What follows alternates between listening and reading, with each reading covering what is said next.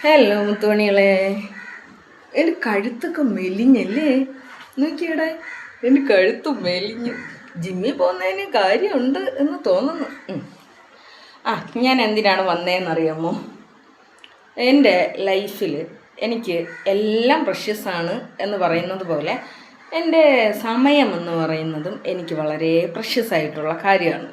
അപ്പം എൻ്റെ സമയം, എൻ്റെ ബന്ധങ്ങൾ, എൻ്റെ സ്വന്തങ്ങൾ, എൻ്റെ ജീവിതം, എൻ്റെ ഭർത്താവ് എല്ലാം തന്നെ എനിക്ക് വളരെയധികം, എൻ്റെ മക്കൾ എല്ലാം തന്നെ എനിക്ക് വളരെയധികം പ്രഷ്യസായിട്ടുള്ള കാര്യങ്ങളാണ്. എൻ്റെ ഒരു ദിവസം എന്ന് പറയുന്നത്, ഞാൻ രാവിലെ എണീക്കുന്നു, ഭക്ഷണം ഉണ്ടാക്കുന്നു, മക്കൾക്ക് കൊടുക്കുന്നു. പിന്നെ ഇപ്പം മക്കൾക്ക് വെക്കേഷനാണല്ലോ, അപ്പം അതിൻ്റെ ഇടയിൽ ഞാൻ തയ്ക്കാനുള്ളത് തയ്ക്കുന്നു. വീട്ടിലും തയ്യൽ കിട്ടുമല്ലോ, വീട്ടിലും തയ്ക്കാൻ കിട്ടും, കടയിലും തയ്ക്കും. അപ്പം അത് കഴിഞ്ഞ് കടയിൽ പോകുന്നു, തിരിച്ച് വരുന്നു. സമയം എന്ന് പറയുന്നത് എന്താണ്? നമുക്ക് ഈ സമയം നമുക്ക് തിരിച്ച് കിട്ടാത്ത ഒന്നാണ്.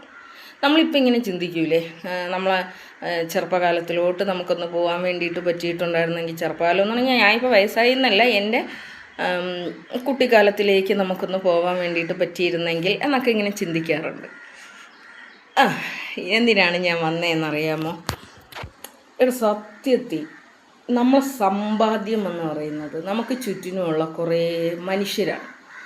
നമ്മളെ കൂടെ തന്നെ ആ മനുഷ്യർ ഉണ്ട് എങ്കിൽ നമ്മൾ അവർക്ക് അത്രയേറെ വില നൽകുന്നത് കൊണ്ടായിരിക്കും, അല്ലെങ്കിൽ നമ്മൾ ആ ബന്ധത്തിന് അത്രയേറെ വില നൽകുന്നത് കൊണ്ടായിരിക്കും, അല്ലേ?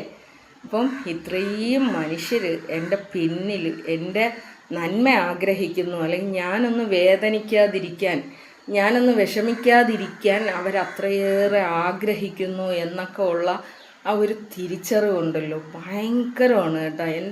എൻ്റെ ലൈഫിൽ എൻ്റെ സമ്പാദ്യം എന്ന് പറയുന്നത്, എന്നെ എല്ലാവരും, ഒരുപാട് ആളുകൾ കളിയാക്കിയിട്ടുണ്ട്. നിനക്ക് സ്വന്തമായിട്ടൊരു കക്കൂസ് ഉണ്ടോടി, നിനക്ക് സ്വന്തമായിട്ടൊരു വീടുണ്ടോടി, നിനക്ക് സ്വന്തമായിട്ട് എന്തെങ്കിലും ഉണ്ടോടി എന്നൊക്കെ പറഞ്ഞ് കളിയാക്കുന്ന